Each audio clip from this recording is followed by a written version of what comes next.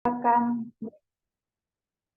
kembali bersama keluarga besar Rick Ministry yang akan memulai ibadah kita di Bible Study dengan pembicara Pak Juryanto yang dibawa tema keselamatan hanya dalam nama Tuhan Yesus Kristus dengan ayat inti Markus 16 ayat 16. Katakan siapa yang percaya dan dibaptis akan diselamatkan, tetapi siapa yang tidak percaya akan dihukum. Puji Tuhan. Ini juga saya akan menyapa Bapak Ibu Saudara yang baru pertama kali bergabung di acara Protecting Christ Ministry. Bapak Ibu bukan orang asing di tempat ini, melainkan kita semua satu dalam Tuhan. Baik, sebelum kita mulai ibadah kita semua satu dalam doa. Bapa dalam kerajaan surga, terima kasih atas penjagaan bagi kami Bapa. Di saat ini kami akan melakukan kegiatan Bible Study Tuhan, Christ Ministry. Biarlah Tuhan madatan tuntun serta kami dari awal kegiatan ini hingga akhir Tuhan. Tuhan berkati juga pembicara yang akan membawa kita dalam pembelajaran firman Tuhan. Biarlah Tuhan berikan Roh Kudus semua mengalir atas Pak Jericho. Biarlah firman yang dibawakan bisa menjadi berkat bagi kita semua Tuhan. Hingga doa kami Tuhan, kami serahkan hanya dalam nama Yesus kami berdoa. Amin. Baik, kita akan masuk dalam pujian yang akan diputarkan.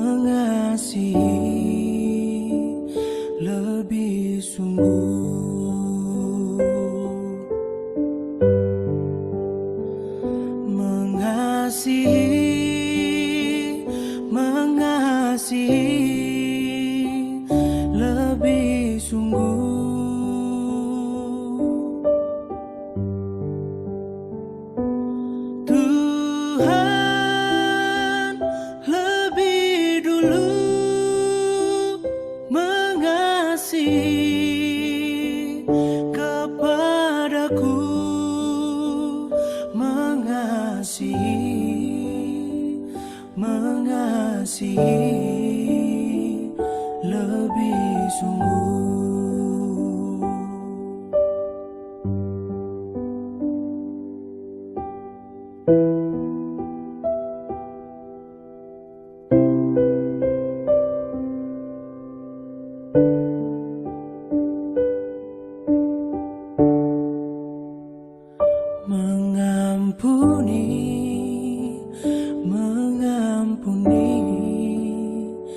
lebih sungguh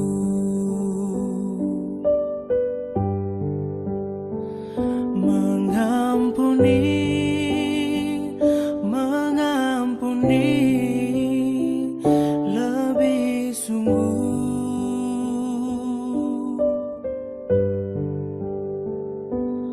Tuhan lebih dulu mengampuni kepadaku,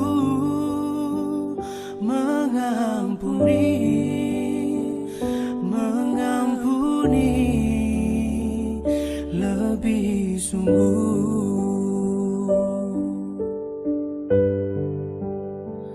Mengampuni, mengampuni lebih sungguh.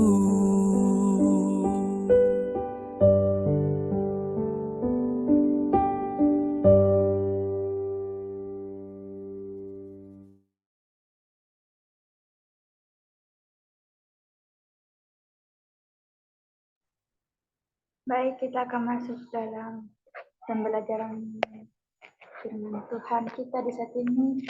Kepada Pastor Julianto, saya persilakan.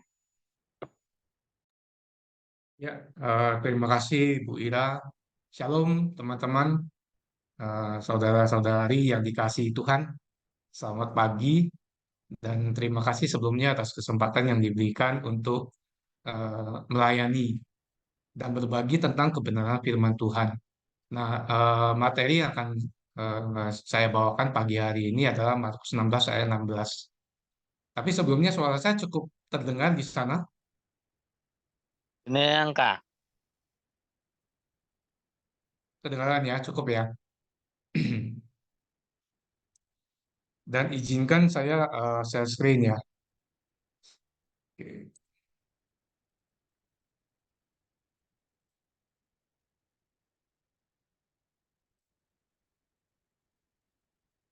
Kelihatan? Kelihatan, Pak. Maaf, kelihatan? Udah ya, kelihatan ya. Nah, ini sebelum sebelum kita ini ya kita rileks saja dulu. Tapi ini adalah pertanyaan yang menurut kita kadang konyol. Namun ini ada yang kita tanyakan kepada diri kita sendiri, termasuk saya sendiri. Nah, apa tujuan hidup ini? Ada yang mau memberikan tanggapannya? Sebenarnya hidup ini untuk apa sih tujuannya? Kenapa saya hidup di dunia ini? Kenapa Tuhan izinkan saya lahir, kemudian menjalani kehidupan? Akan seringkali kita nggak bisa terima dengan apa yang kita jalani. Lalu kita mau persalahkan siapa? Ada yang mau nanggapi? Apa tujuan hidup ini?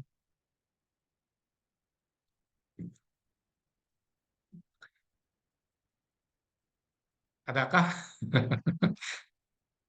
Ya, sebenarnya pertanyaan ini Tujuan juga hidup sering saya jadi. adalah ini buat tujuan hidup ini tujuannya adalah biar kita berserah kepada Tuhan gitu. Karena kan kita kan sudah merayakan Pentakosta.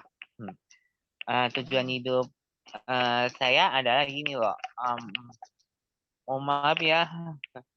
Tujuan tujuan hidup seorang mohon maaf ya teman-teman, mohon maaf ya. Tujuan hidup seorang Kristen adalah mengasihi dan berbaik hati. Karena kan karena kita memiliki usaha mempertemukan kepatasan hidup yang paling teliti. Pun tidaklah cukup untuk menghalangi segala kecerewetan, pertimbangan yang kasar, dan perkataan yang tidak pantas gitu. Mulai dari akal-akal kasih sayangnya bagi Kristus, menarilah suatu perhatian yang tidak mementingkan diri sendiri kepada saudara-saudaranya. Itu aja sih Kak.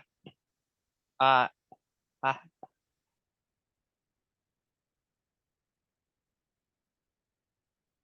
Maaf,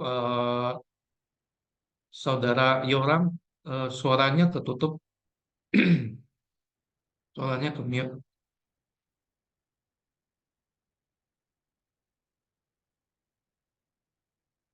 Suaranya dibuka dulu, audionya di unmute dulu.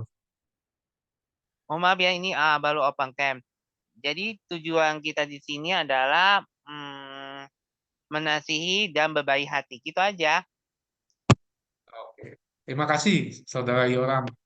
Terima kasih. Ya, kalau dipertanyakan, mungkin kita punya beberapa pertanyaan, beberapa jawaban ya, dan sebagainya. Bahkan banyak sekali orang yang justru tidak tahu tujuan hidupnya seperti apa. Yang bisa dilakukan adalah apa yang ada, kemudian berusaha untuk meningkatkan kehidupan dan sebagainya. Sehingga muncullah perjuangan. Kemudian di dalam perjuangan itu ada namanya perencanaan, kemudian ada penentuan target, ya, kemudian menjalankan prosesnya dan sebagainya. Nah, kita tahu sebagian kecil dari mereka adalah orang-orang yang cukup berhasil. Nah, kategori berhasil itu kan dikonotasikan atau disamakan atau dibandingkan dengan apa yang dia miliki, status sosial apa yang sedang didapatkan, ya, dan sebagainya dan sebagainya. Bahkan semakin meningkat levelnya, ya, itu akan mengarah kepada kekuasaan dan sebagainya. Ya, tapi kita tidak belajar tentang hal itu. Sebab apa? Karena sebenarnya ada tujuan penting yang Tuhan sudah tetapkan bagi kita. Dan semua orang punya tujuan yang sama sebenarnya. Sebab kenapa? Karena manusia dilahirkan, ya, ada kelahiran dan pasti ada yang namanya kematian. Bahkan di kemarin juga saya ada pelayanan di salah satu sekolah SMA di Kristen di kota sini, saya di Purwokerto tepatnya. Nah, itu ada satu pertanyaan adalah apa yang ditakuti? Dia bilang dia takut adalah kematian. Saya tanya kembali adalah kenapa kamu takut dengan kematian? Sesuatu yang kamu takuti berarti pernah kamu alami, betul enggak? Tetapi sesuatu yang dia takuti dengan berasumsi di pikiran, nah itu yang jadi permasalahan. Jadi kematian itu apa yang ditakuti? Karena ke manusia juga arahnya ke arah sana pasti. Semua orang pasti mati. Masalahnya kapan, di mana, dan bagaimana. Kan seperti itu. Jadi kenapa harus dipikirkan dan harus ditakutkan? Justru yang harus ditakutkan adalah bukan kematiannya. Tetapi setelah kematian itu apa yang terjadi dengan kita? Sebenarnya itu yang ditakuti. Kemudian dalam proses kematian itu bagaimana cara matinya, ya itu yang harus ditakuti. Tapi kita nggak akan bahas ke sana, namun itu sangat penting. Sebab apa? Karena salah satu daripada pertanyaan apa yang kamu takuti, dan yang takuti adalah kematian. Dan itu adalah poin penting di dalam pembelajaran kita pada pagi hari ini. Nah, izinkan saya sajikan dulu ya natsnya ya. Ya, hari ini kita akan membahas tentang Markus 16 ayat 16. Nah, di sini dikatakan siapa yang percaya dan dibaptis akan diselamatkan, tetapi siapa yang tidak percaya akan dihukum. Nah, di sini di garis bawahi yang merah adalah percaya dan dibaptis akan diselamatkan. Ya, akan diselamatkan. Nah, ini adalah tema yang disajikan pada hari ini, yaitu keselamatan hanya di dalam nama Tuhan Yesus Kristus. Mungkin ini akan terdengar ekstrim sekali. Apakah hanya dalam nama Tuhan Yesus Kristus? Ya, kita orang percaya dengan arti kata adalah kita pengikut Kristen, maaf, pengikut Yesus. Ya, Kristen itu hanya adalah satu lembaga keagamaan. Namun sebenarnya kita adalah pengikut daripada Kristus. Nah, tadi sudah saya garis bawahi ya, yaitu ada kepercayaan dibaptis dan diselamatkan. Di dalam satu nas ini, di dalam kita mempelajari atau merenungkan ayat firman Tuhan, ya kita harus melihat dalam satu ayat pasti yang ingin disampaikan oleh penulis kitab atau penulis ayat tersebut yang diilhami oleh Roh Kudus. Sebab apa? Karena walaupun ayatnya sangat singkat dan sebagainya, banyak sekali hal yang ingin disampaikan oleh penulis di mana penulis pada saat dia tulis, kita tahu bahwa itu adalah dasarnya adalah ilham daripada Roh Allah saat itu. Karena tidak ada seorang pun yang bisa menulis, ya, tidak ada seorang pun yang punya kemampuan kalau itu tidak diberikan oleh Tuhan. Mau dia sepintar apapun, sehebat apapun, apa yang dia miliki, semuanya itu sebenarnya dasarnya daripada Tuhan. Makanya dikatakan bahwa yang pertama itu adalah percaya. Nah, kita harus tahu, di dalam bahasa Indonesianya, KBBI ya, KBBI, Kamus Besar Bahasa Indonesia. Arti percaya itu adalah mengakui atau yakin bahwa sesuatu itu benar, memang benar atau nyata. Nah, seringkali manusia akan bertanya bahwa Allah itu mana? Saya nggak lihat. Kalau nggak nyata, nggak ada bukti, saya nggak akan percaya dan sebagainya. Pernah saya ditanyakan seperti itu. Maaf, bukan saya pertanyaan. Pernah saya dengar ada pertanyaan seperti itu. Kemudian ini ada ilustrasi seperti ini. Ada satu anak, anak, dia bilang, wah Tuhan itu luar biasa. Ya Tuhan ini, saya percaya Tuhan, keberadaan Tuhan itu begitu nyata, dia bilang. Nah, sedangkan ada satu orang dewasa yang mendengar itu dia meresponi. Nah, karenamu Tuhan itu ada. Mana Tuhannya? Gitu loh. Nggak kelihatan. Kalau nggak kelihatan, bagaimana kamu bisa bilang Tuhan itu nyata? Kan seperti itu. Nah, anak itu juga dia lihat orang dewasa itu akhirnya dia bilang, paman, paman itu nggak punya otak. Marah. Yang dewasa itu marah gitu loh. Loh, kenapa? Kamu menghina saya kok bilang saya nggak ada otak? Anak itu juga bilang, anak itu meresponi bahwa paman, kalau paman punya otak, otaknya mana? Kan nggak kelihatan. Saya punya otak, pamannya bilang, loh mana? Nggak kelihatan. Loh, kata paman tadi ada otaknya mana? Buktikan bahwa otak paman itu di mana? Ya di dalam, ya nggak kelihatan. Tapi dia percaya, betul nggak? Nah, itulah namanya keyakinan kepercayaan. Oke. Jadi sesuatu yang benar dan nyata. Nah, kebenaran dan kenyataan itu dasarnya dari mana? Betul nggak? Awalnya kalau di dalam kita percaya bahwa di Efesus ya di kitab Efesus 1 itu dibilang bahwa kita telah dipilih dan ditentukan dari sejak semula untuk menjadi anak-anaknya. Kita dipilih. Maka ada ayat yang berkata bahwa dari sejak kandungan kita sudah ditentukan, kita sudah dikenal. Ya, bahkan kita tahu bahwa Tuhan kita itu adalah Maha Tahu. Itu adalah sifat alami daripada Tuhan. Dia Maha Tahu. Sebenarnya Tuhan itu tahu bahwa apa yang akan terjadi, apa yang sudah dilancarkannya itu sudah ada. Namun di perjalanan kehidupan manusia, manusia itu lebih memilih tidak mengikuti. Nah, bagaimana pertanyaannya berikutnya adalah bagaimana saya tahu bahwa saya ada dalam proses perancangannya Tuhan. Nah, itu yang sering menjadi pertanyaan. Bahkan ada anak asuh saya juga sering bertanya hal-hal seperti itu. Bagaimana saya bisa tahu sih Tuhan bahwa ini adalah semuanya rencana Tuhan? Saya bilang sederhana, tidak ada sesuatu pun yang kebetulan yang terjadi. Karena di dalam proses kehidupan saya banyak sekali panggilan Tuhan itu bermunculan, tetapi saya abaikan. Sampai dengan di usia tua baru saya tanggapi. Coba bayangin, kalau pada saat awal saya tahu bahwa panggilan itu adalah panggilan yang sebenarnya, hari ini mungkin saya bisa menjadi berkat bagi banyak orang. Tapi tidak ada yang terlambat, Pak. Tidak ada sesuatu pun yang terlambat. Sebab apa? Karena Tuhan sudah mempersiapkan segala sesuatu di dalam bahkan permasalahan yang kita alami. Tuhan sudah mempersiapkan kita sampai akhirnya juga kita tidak bisa kabur daripada Tuhan sebenarnya. Sebab apa? Sebab dia mengasihi kita. Itu poin pentingnya. Dia mengasihi kita. Sebobrok apapun seperti saya ini, ya Tuhan tetap akan sayang. Dia tetap membawa orang-orangnya itu untuk membawa kita kembali ke dalam rancangannya yang semula. Yang seperti itu. Makanya kata-kata yang ada di Efesus 1 itu begitu menyentuh. Bahkan kalau teman-teman punya kesempatan, ya bisa nonton satu film. Aduh, saya lupa nama judulnya apa. Oh, judulnya adalah Overcomer. Overcomer. Ya, bagaimana seorang anak ya yang dia ya istilahnya broken home lah ya. Broken home, mamanya meninggal, sebelum meninggal dia ditinggali oleh papanya dan sebagainya. Akhirnya dia menjadi broken home, sifatnya tidak baik dan sebagainya. Namun Tuhan tidak pernah lepasin. Sampai satu titik, bagaimanapun ceritanya, Tuhan akan tuntun dia kembali menjadi sosok yang kita tahu bahwa segambar dan serupa dengan Tuhan yang seperti itu ya, dan semuanya itu ya kebaikan kita, kehebatan kita dan sebagainya, percaya bahwa itu semua adalah hasil karya Allah melalui hamba-hambanya. Hari ini kita bisa percaya, hari ini kita semua yang ada di ruangan ini, bahkan siapapun yang punya kesempatan saat ini untuk mendengarkan dan sebagainya, Anda sudah dipilih, saudara sudah dipilih, saudari itu sudah dipilih.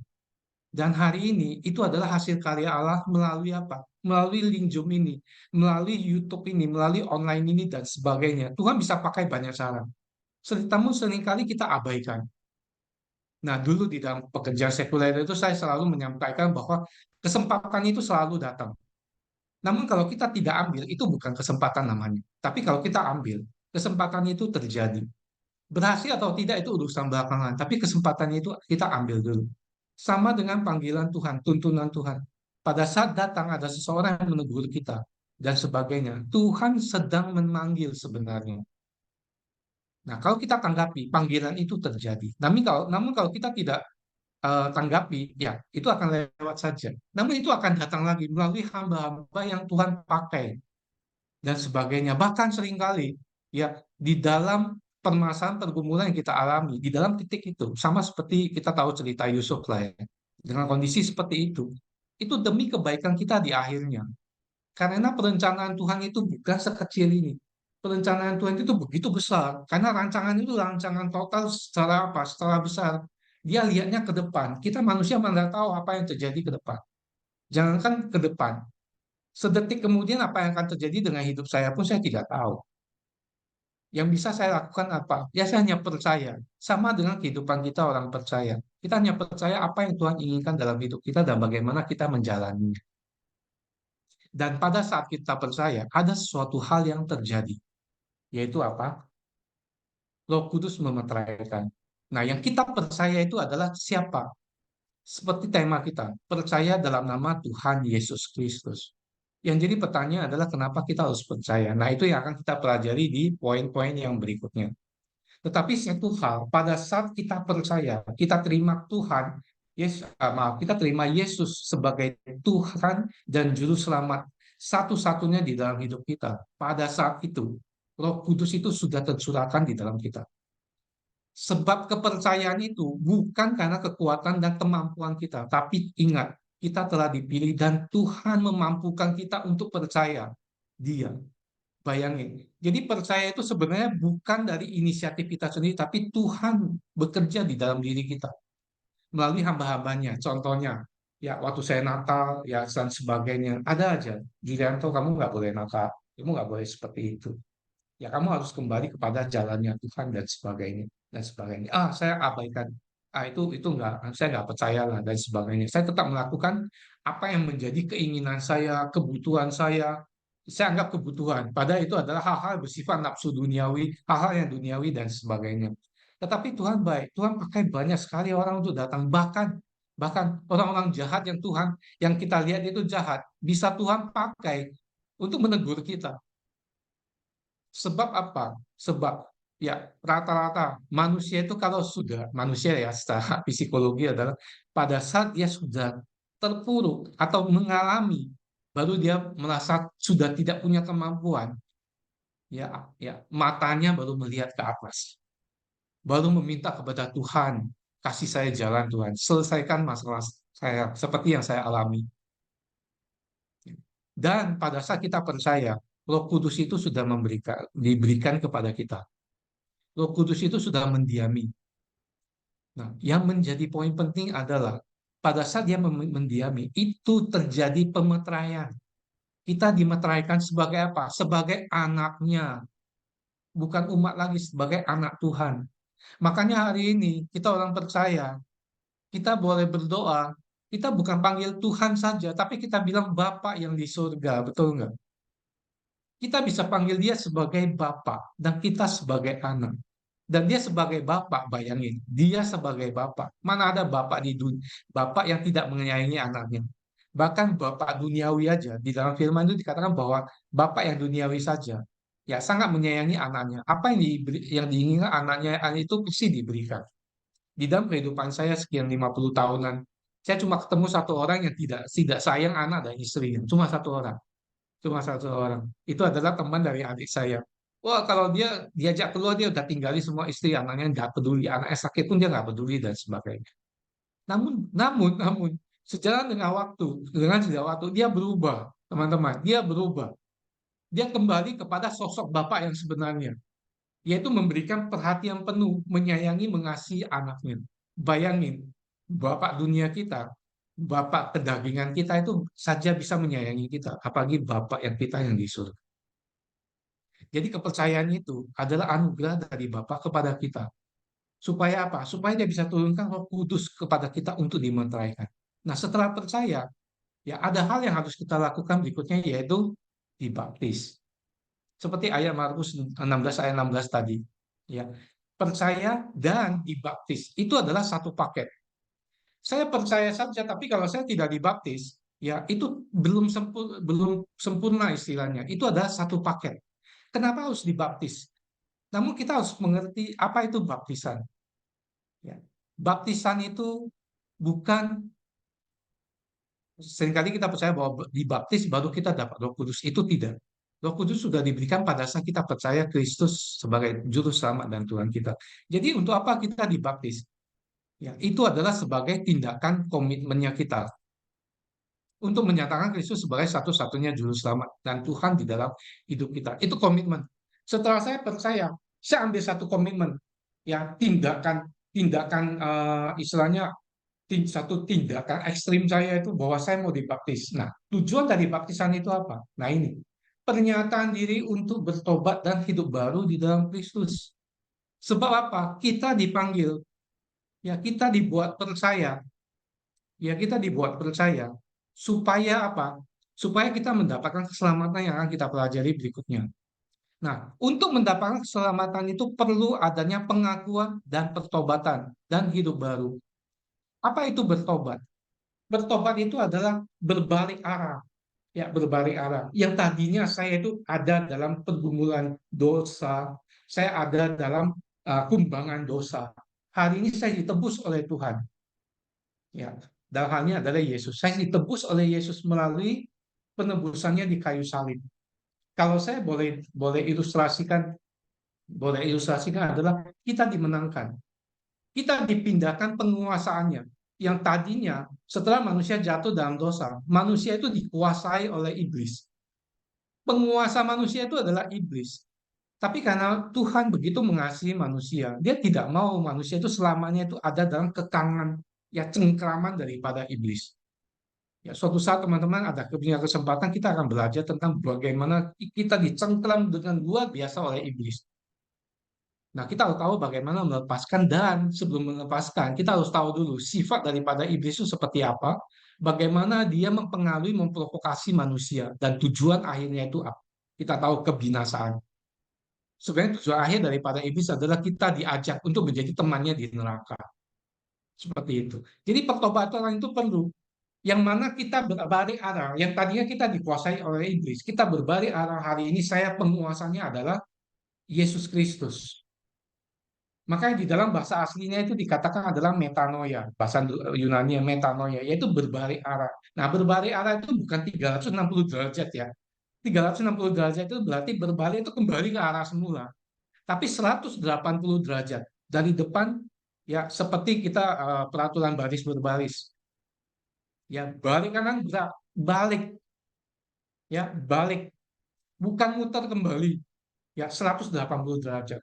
Karena semakin kita mendekat kepada Tuhan, kita akan menjauh daripada dunia atau iblis. Tetapi kita semakin dekat kepada dunia, kita akan pasti semakin jauh dari. Kemudian di dalam pertobatan itulah, ya kita diproses untuk hidup kudus, untuk bisa menyempurnakan diri kita kembali kepada gambar dan serupa dengan Allah yang semula. Segambar dan serupa itu bukan fisiknya kelihatan dan sebagainya. Tuhan ciptakan manusia itu unik. Tidak ada satu manusia pun yang punya sifat yang sama. Karakter yang sama tidak ada, yang punya sama persis itu tidak ada. Walaupun itu lahirnya itu kembar identik, tidak ada. Tidak ada. Saya punya ponakan identik kembar cowok dua-duanya. Mirip banget. Mamanya sendiri kadang bisa lupa, bisa tidak kenal kalau tidak melihat wajah anaknya, sifatnya dan sebagainya. Tapi kalau kita lihat saja kita nggak tahu nih si A atau si B. Yang seperti itu. Nah, tapi Tuhan tetap ciptakan berbeda. Nah, hidup baru itu apa? Karena Tuhan tahu manusia itu untuk berubah 100% itu tidak bisa, nggak akan mungkin bisa, dan tidak akan pernah bisa di dalam hidup ini. Tapi yang kita bisa lakukan adalah apa? Kita menjalankan proses menuju kepada kesempurnaan. Nah, yang memproses kita itu siapa? Ya, Roh Kudus. Maka begitu kita percaya, Roh Kudus itu sudah mendiami di dalam diri kita. Begitu dia mendiami di dalam kita, Roh Kudus itulah yang menuntun kita untuk menjalankan pertobatan hidup baru. Karena fungsi dan manfaat atau kerja daripada Roh Kudus adalah menginsafkan, ya, memperkenalkan kita dengan Tuhan, mendekatkan kita dengan Tuhan, mendoakan kita kepada Tuhan, mengajar kita, ya, menegur kita bahwa itu salah dan ini tidak boleh dilakukan dan sebagainya. Bahkan seringkali kita juga merasakan bahwa pada saat saya melakukan suatu hal, kok hati saya itu nggak tenang ya. Kok ada suara hati bahwa Julianto kamu jangan lakuin itu. Itu salah. Itu tidak boleh kamu lakukan. Kalau kamu lakukan, konsekuensinya ini, dan ini. Dan yang pasti, kamu itu anak Tuhan. Tidak seharusnya kamu melakukan hal seperti itu. Nah, itulah proses, teman-teman. Itulah proses. Kemudian tujuannya berikutnya adalah menjadi teladan dan saksi Kristus. Hari ini saya yang dari comberan itu, minimal hari ini saya mencoba menjadi satu teladan. Dan bahkan apa yang saya lakukan hari ini adalah saya menyaksikan, saya menjadi saksi daripada Kristus. Kehidupan saya yang begitu bobrok di luar, yang sebelumnya, ya hari ini Tuhan pulihkan sejalan dengan waktu. Minimal keluarga saya sudah melihat satu perubahan dalam diri saya. Dan kemudian hari ini Tuhan tambah-tambahkan, ya bukan saja hikmat, tetapi pengertian akan kebenaran firman Tuhan yang paling penting buat saya. Kemarin saya sedang naik motor, saya nangis di tengah jalan, saya merasa bahwa bagaimana mungkin hari ini saya bisa mempunyai satu pengenalan, ya, yang pasti tidak maksimal, pengenalan yang Tuhan izinkan saya pelajari. Bagaimana saya diberi kesempatan untuk mengenal Dia, bahkan hari ini saya diberikan kesempatan untuk melayani pekerjaan-pekerjaannya. Melalui apa? Melalui teladan yang sudah saya jalani saat ini. Saya berusaha untuk menjalani keteladanan. Memang saya tetap jatuh bangun di dalam suatu dosa dan sebagainya. Tetapi Tuhan berproses saya bahwa ini tidak benar dan sebagainya. Saya berproses terus. Sebab saya tahu bahwa saya tidak akan pernah sempurna sampai dengan kedatangan Kristus yang kedua kali untuk menyempurnakan. Tapi minimal hari ini, ya, Tuhan sudah mau pakai saya. Minimal saya tidak akan mau mempermalukan Tuhan. Betul enggak? Itulah menjadi saksi daripada Kristus. Dan poin yang ketiga yang paling penting sesuai dengan tema kita itu adalah diselamatkan. Itu yang paling penting, diselamatkan. Apapun yang kita lakukan, tujuan kita adalah diselamatkan. Sebab yang kita takutkan seperti tujuan yang pertanyaan yang kita ajukan di awal adalah kematian. Adalah kematian. Di dalam bahasa Yunaninya, diselamatkan itu diartikan seperti ini, bukan hanya menyelamatkan, tetapi membebaskan, menjaga dari bahaya, menyembuhkan, melestarikan. Nah, ini saya ilustrasikan seperti ini. Bagaimana Yesus menebus manusia di kayu salib. Bangsa Israel yang mereka menunggukan siapa Mesias yang akan datang. Yang mereka tunggu itu Mesias. Mesias itu artinya yang diurapi. Nah, Mesias itu datang. Itu adalah yang mereka pikirkan adalah menyelamatkan mereka dari jajahan, dari penjajahan bangsa Roma saat itu. Maka pada saat Kristus lahir, mereka punya pengharapan bahwa inilah Raja Mesias yang sedang mereka tunggu, ya, untuk memenangkan mereka dari penjajahan bangsa Roma saat itu. Tetapi kenapa kok Yesus berlaku sebaliknya? Dia tidak membentuk satu kerajaan, dia tidak membentuk struktur kepemimpinannya, dia tidak bentuk serdadu peperangannya.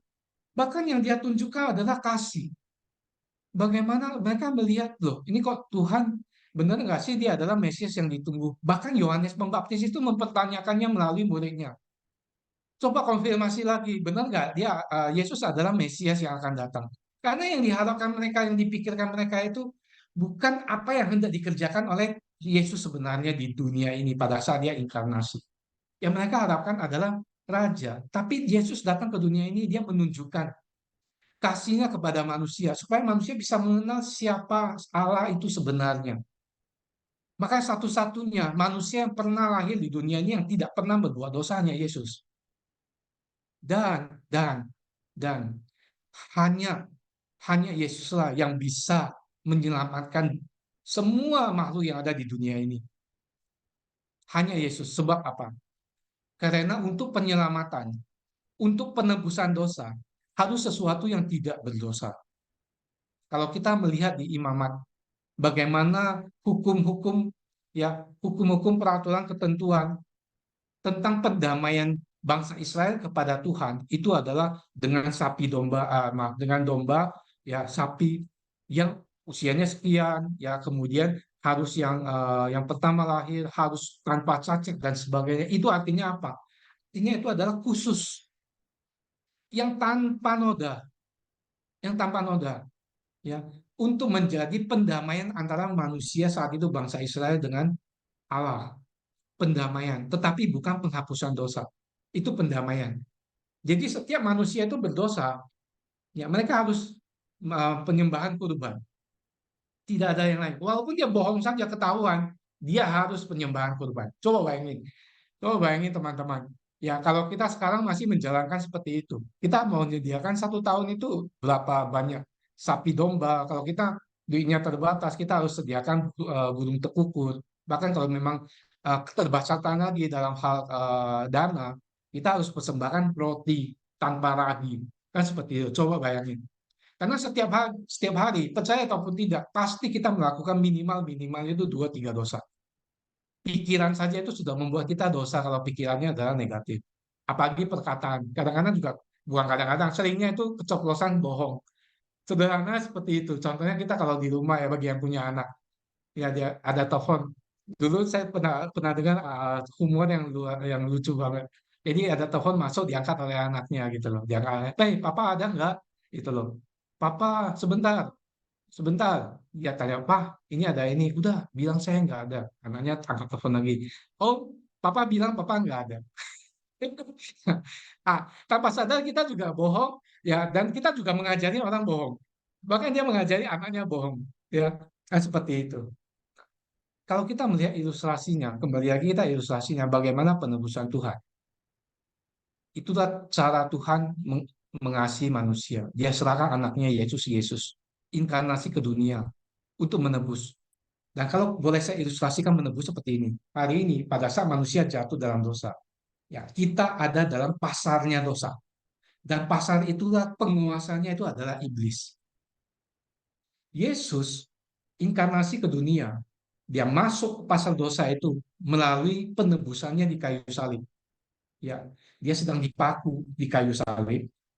Dia cari satu persatu, "Oh Julianto, kamu dosanya berapa banyak?" Bayarnya pakai apa teman-teman? Pakai darahnya. "Oh Julianto, dosanya 100 tetes darahnya." Oh bayangin, berapa banyak darah yang sudah Tuhan keluarkan untuk diri kita sendiri saja. Tapi dia mau berkorban bukan hanya cuma satu orang, tapi semua manusia yang mau percaya kepadanya. Bahkan penebusannya itu bukan hanya untuk orang Kristen, untuk seluruhnya. Penebusannya untuk seluruh umat manusia, seluruhnya. Makanya dikatakan sekali untuk selama-lamanya. Bukan seperti penebusan melalui kurban di zamannya bangsa Israel, di zamannya perjanjian lama.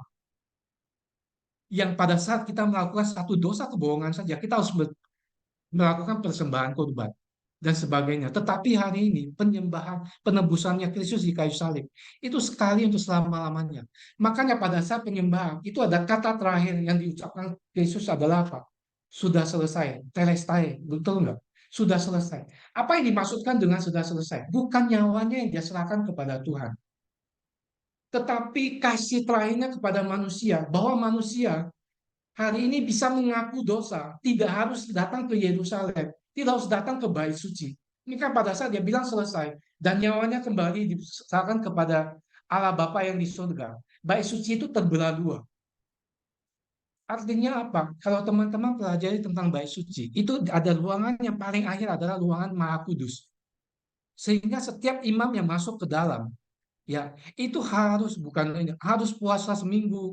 Dia benar-benar harus suci, tidak boleh berdekatan dengan istrinya dan sebagainya. Yang makan makanan yang tidak boleh, yang tidak haram, yang tidak boleh haram dan sebagainya. Bahkan pada saat dia masuk ke dalam, kakinya itu diikat dengan ikatan tali. Sebab apa? Satu saja pelanggaran di dalam ruangan Maha Kudus itu, bayangin, mati gitu loh. Maka kenapa mereka ikat? Karena kalau kelamaan, wah berarti ada masalah. Mereka tarik keluar. Karena tidak ada seorang pun yang berani masuk ke dalam, ya, tanpa melewati proses penyucian yang sudah ditetapkan. Sekalipun misalnya masuk ke dalam imamnya terjadi sesuatu, saya tidak boleh masuk ke dalam untuk ngambil, mati saya di dalamnya. Seperti itu. Itu kudusnya bait suci, khusus ke ruang Maha Kudus itu.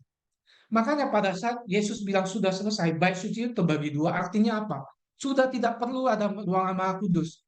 Makanya hari ini kita orang percaya, kapan saja kita bisa berbicara dengan Tuhan. Kita bisa bilang, Bapak terima kasih. Bahkan saya di kondisi motor pun, saya bisa sedang berbicara dengan Tuhan. Itulah Tuhan kita. Tidak perlu datang lagi ke sana. Kalau gitu kan mungkin pertanyaan lagi, kenapa kita butuh gereja? Itu ceritanya lain. Nanti kita ada kesempatan belajar tentang eklesia. Eklesia itu apa sih? Gereja itu, yang dimaksud dengan gereja itu apa? Itu hanya tempat. Jadi pada saat Yesus penebusan di sana, kita sudah terlepas daripada suatu tradisi yang harus datang ke satu negara. Coba bayangin kalau Yesus belum datang hari ini. Kalau saya mau ngaku dosa, berarti saya harus datang ke Yerusalem, datang ke Bait Suci dengan membawa persembahan. Nah, saya punya berapa banyak duit, coba bayangin. Kebayang nggak, teman-teman?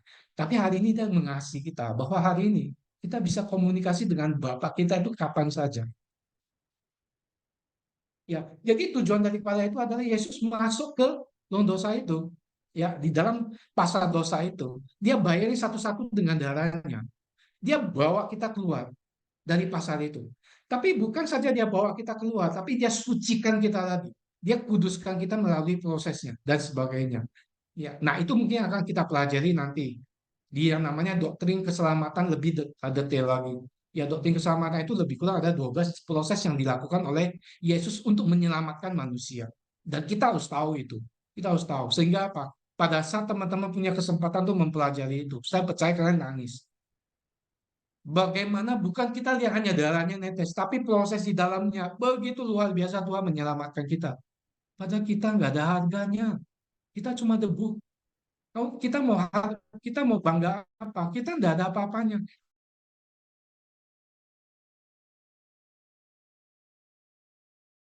Hari ini yang saya miliki itu bukan milik saya. Kalau Tuhan tidak izinkan saya, itu akan saya pakai untuk bisa memberikan berkat bagi kita gitu loh. Dan yang paling penting aja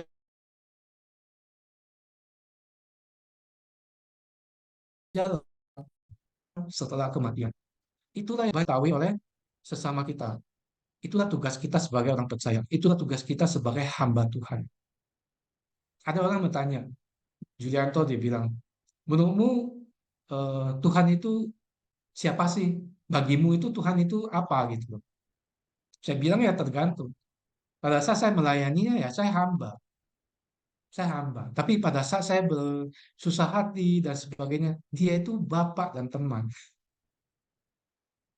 Bahkan dalam hal saya membutuhkan sesuatu, ya saya mintakan kepada Tuhan itu sebagai bapak.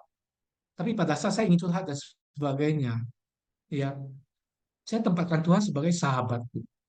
Jadi hari ini dia adalah sahabat, dia adalah bapak, dan dia adalah raja. Dengan kata apa? Pada saat saya melakukan kesalahan, dia menegur, bahkan dia menghajar. Sebab tertulis juga bahwa kan nyawanya itu tidak mengasihi anak. Maka Tuhan menciptakan manusia itu begitu sempurna.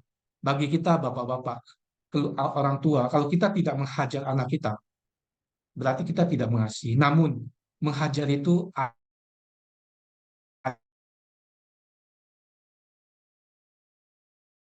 ada cara. Dia kan satu tempat yang boleh kita hajar. Nah, Tuhan bilang apa? Hajar dengan rotan, bayangin. Betapa kejamnya ayat itu, betul nggak? Ya, bahkan bahkan si anak bilang, wah Tuhan kejam. Masa disuruh untuk dihajar oleh Bapak. Orang tua juga, masa disuruh hajar anak saya? Nggak mungkin. Tapi itu harus dilakukan dan kita harus terima sebagai anak. Dan tempat itu adalah pantat kita. Karena di pantat itulah tidak ada otot atau urat nadi atau saraf-saraf yang bisa mempengaruhi hidup nyawa kita maksudnya. Seperti itu. Tapi di luar daripada pantat jangan sekali-sekali jangan coba. Ya, itu menghajar bukan untuk kebaikan namun menghajar yang beresiko dan sebagainya. Nah, sebab ada kehidupan setelah kematian. Jadi hari ini kayak seperti kemarin pada saat di SMA Kristen, saya bilang hari ini tidak ada satu waktu pun saya sekarang ini saya tidak takut namanya kematian. Apapun yang Tuhan izinkan saya alami, saya tetap akan jalankan. Sebab apa? Bayangin, hari ini manusia di dalam kitab suci itu ditulis hanya 70 tahun manusia. Lebih daripada itu bonus. ya, dan maksimal itu lebih kurang adalah 120 tahun. Ya, lewat 1-2 tahun itu adalah karunia Tuhan dan sebagainya. Karunia Tuhan. Tapi manusia tetap akan mati. Nah, setelah mati, bayangin, kita akan pelajari yang namanya akhir zaman. Di dalam dunia teologi itu disebut eskatologi. Kita nantinya akan dihidupkan kembali. Dan kita akan hidup 1000 tahun, bayangin, di depannya itu. Nah, hari ini saya cuma hidup 70 tahun, mendingan saya sengsara sekarang daripada saya sengsara 1000 tahun nanti di neraka. Nah, teman-teman nangkap ya, seperti itu. Karena ada kehidupan setelah kematian. Jadi hari ini saya sudah tahu apa yang akan terjadi dengan saya setelah saya mati. Apa yang saya perlu khawatirkan lagi, betul nggak? Sebab apa? Ada jaminan kehidupan kekal di surga. Jaminannya itu apa? Roh Kudus.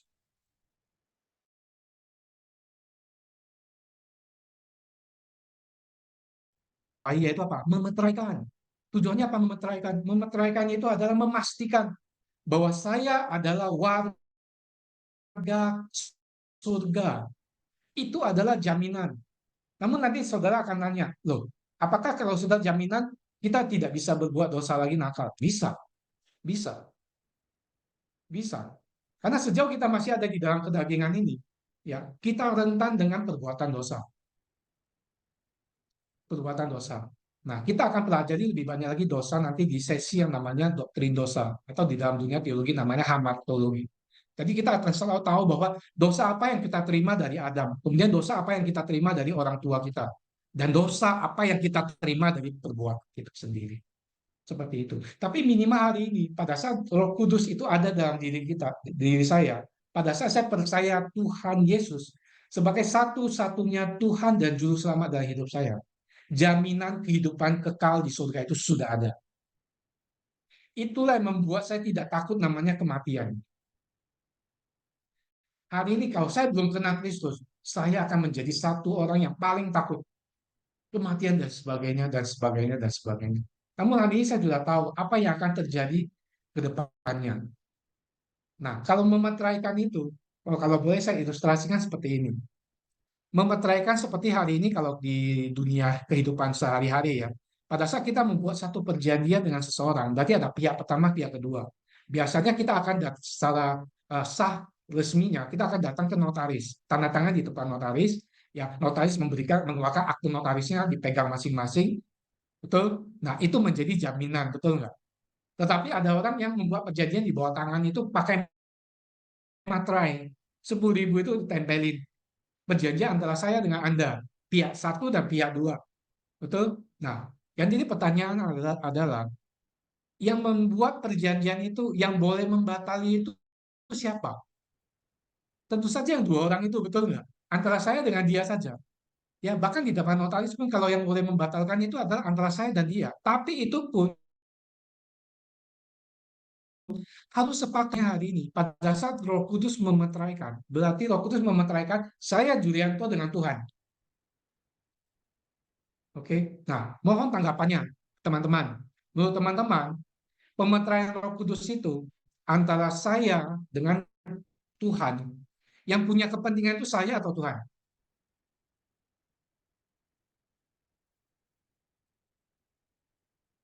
Gimana teman-teman? Ada yang mau tanggapi?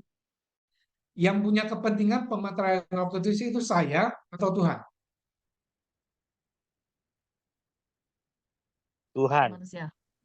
Tuhan. Tuhan. Tuhan.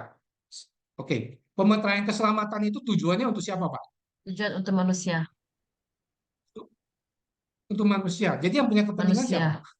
Diri kita sendiri. Manusia lah. Betul nggak? Nah, yang jadi pertanyaan adalah, apakah mungkin perjanjian itu saya batalin? Mungkin nggak? Mungkin nggak saya mau membatali perjanjian itu? Mungkin nggak? Mungkin. Iya, Nggak, mungkin. hari ini kalau ibu sudah tahu bahwa keselamatan itu penting bagi ibu, apakah ibu mau batalin? Tidak.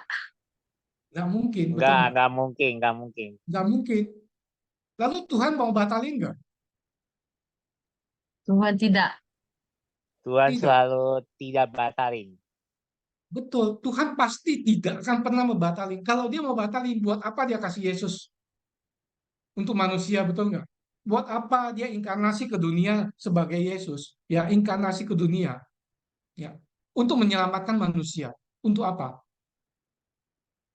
Makanya itu akan masuk kepada seringkali itu menjadi perdebatan sehingga saat ini namanya Trinitas, Tritunggal. Oh, dia dari Tuhan menjadi manusia dan sebagainya. Nah, itu nanti akan kita pelajari di sesi yang berikutnya kalau Tuhan izinkan. Seperti itu. Tetapi hari ini, ya, Allah inkarnasi ke dunia, ya, supaya manusia mengenalnya dan menerimanya sebagai juru selamat dan Tuhan. Tuhan yang punya inisiatif itu memeteraikan. Setelah Yesus naik ke surga, ya diberikan penolong yaitu Roh Kudus. Tujuannya apa? Untuk memeteraikan, untuk memastikan bahwa manusia itu selamat, untuk memastikan Jurianto itu selamat. Itulah jaminan kita satu-satunya untuk keselamatan. Jadi hari ini perbuatan baik di dalam Roma dituliskan, kita tidak ada satupun yang bisa membuat kita itu menyelamatkan diri kita. Sebab apa? Tidak ada satu manusia pun yang tidak berdosa. Dan tidak ada satu manusia pun yang mampu keluar daripada dosanya sendiri. Maka satu-satunya cara adalah apa? Inkarnasi Yesus ke dunia. Arah inkarnasi langsung ke dunia. Dan itu sudah Allah persiapkan, nubuatkan itu di awal daripada kitab kita ditulis. Tepatnya di mana? Kejadian 3 ayat 15. Tuhan begitu luar biasa sudah menubuatkan kedatangan daripada dirinya, inkarnasi dirinya. Inkarnasi daripada Yesus Kristus di dunia ini untuk menyelamatkan manusia. Dan sebagainya. Itulah jaminan kita. Itulah jaminan kita. Oke. Nah, kita tahu bahwa semuanya itu waktunya kapan kita tidak tahu. Makanya di dalam kitab juga menuliskan bahwa waspadalah, waspadalah, jangan sampai ini terjadi.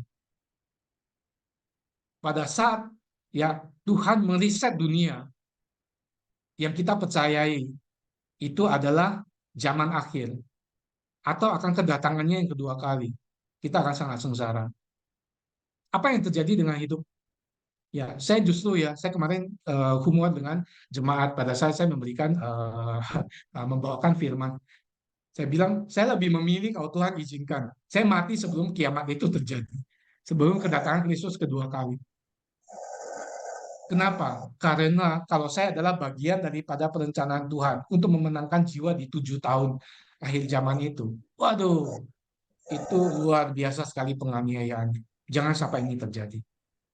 Nah, untuk itu adalah tentang keselamatan secara garis besar. Untuk lebih dalamnya nanti kita punya sesi yang lebih lanjut. Tetapi teman-teman saya mau kasih tahu bahwa kita terima atau tidak, kita menyadari atau tidak, keselamatan itu satu-satunya itu yang memang hanya Tuhan Yesus Kristus percayanya. Nah, dia satu-satunya juru selamat. Penebusannya untuk semua manusia. Namun keselamatan itu hanya bagi orang percaya. Ingat itu. Penebusan adalah untuk seluruh umat manusia. Seluruh tanpa kecuali. Dia mau percaya atau tidak, dia sudah ditebus. Oke, ditebus ya. Tetapi penyelamatan, keselamatan itu hanya diberikan kepada orang percaya. Orang yang menerima Kristus sebagai satu-satunya Tuhan dan Juru Selamatnya. Tidak ada pilihan lain. Beberapa buku saya pernah baca pengetahuan dan di luar dan sebagainya. Ya, sampai saat ini saya belum menemukan ada yang mengeluarkan, ada tertulis bahwa keyakinan sesuatu yang bisa memberikan keselamatan. Hanya di dalam kepercayaan kita saja. Dan hari ini saya bangga menjadi pengikut Kristus. Sebab apa? Karena saya diberikan kesempatan ya untuk menjadi ahli waris daripada kerajaannya yang sebenarnya saya itu nggak layak. Tapi hari ini Tuhan layakkan.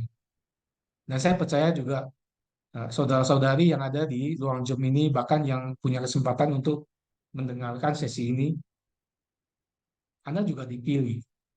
Yang jadi pertanyaannya adalah Anda responin atau tidak. Namun Tuhan itu baik. Sebelum nafas ini habis atau kembali kepada Dia, karena ini memang milik Tuhan, karena kita penciptanya. sebelum itu kembali ke Dia, Tuhan tetap memberikan kesempatan. Bahkan di titik pernafasan terakhir, Tuhan tetap memberikan kesempatan. Kalau ada waktu, ya carilah satu film namanya God is Not Dead. Yang pertama, karena itu ada 4 seri. God is Not Dead. Yang pertama, bagaimana seorang yang tadinya percaya, akhirnya dia menjadi ateis. Namun di titik terakhirnya, pada saat iblis melihat peluang bahwa dia akan kembali kepada Kristus, ya, iblis berusaha mengambil nyawanya sebelum dia percaya Kristus. Namun Tuhan baik. Di titik pernafasan dia terakhir, ya di waktu dia kejadian itu, ya, Tuhan menyediakan seorang hamba Tuhan untuk menuntun dia kembali kepada Kristus. Itulah Tuhan kita. Jadi hari ini, Anda mau terima atau tidak, Tuhan sedang menuntun. Sebab apa? Nafas itu masih ada dalam diri kita. Nah, ini hanya sekedar informasi saja.